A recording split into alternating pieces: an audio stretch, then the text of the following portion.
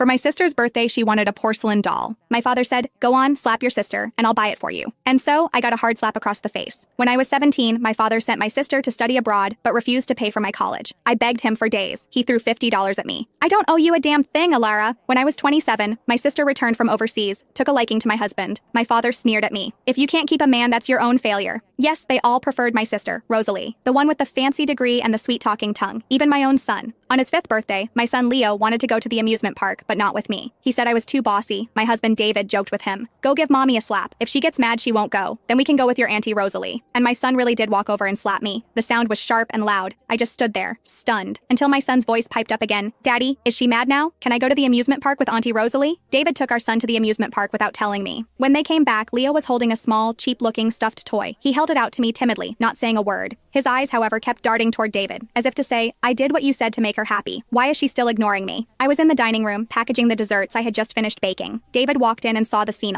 "Alara, are you really going to stay mad at your own son this long over a joke?" He ruffled Leo's hair. "He was thinking about you the whole time we were at the park today, and this is the look you give him." I glanced down at the crudely made, cheap toy in Leo's hands. On my phone, which was sitting on the table, was a message from my sister Rosalie, sent just before they'd walked in. "Are you seriously jealous of me over Leo again? Why have you always had to turn everything into a competition with me? Ever since we were kids." David took the toy from Leo and pushed it toward me. "Alara, don't be childish in front of him." I sealed the last bag of cookies and finally looked up at David. "I'm not angry." I took out a small cookie and offered it to Leo. "Help mommy taste test this, okay?" Leo looked at the rabbit-shaped cookie. "Mommy, you used to only make the little bear cookies I like." "Oh, I got tired of those. Wanted to try something new." I started for the door. David called after me. "Where are you going this late? I have some things to take care of." I put on my shoes, not bothering to give him the usual detailed report of my whereabouts. I just told Leo, "Remember to brush your teeth after your dessert." David texted me, "When are you coming home?" I pressed the button and the screen went dark. I looked at my best friend, who was sampling my latest creation. "So, what's the verdict?" Sadie took a delicate bite, her eyes widening in amazement. "Honey, I've been telling you for years we should open a dessert shop together. I am so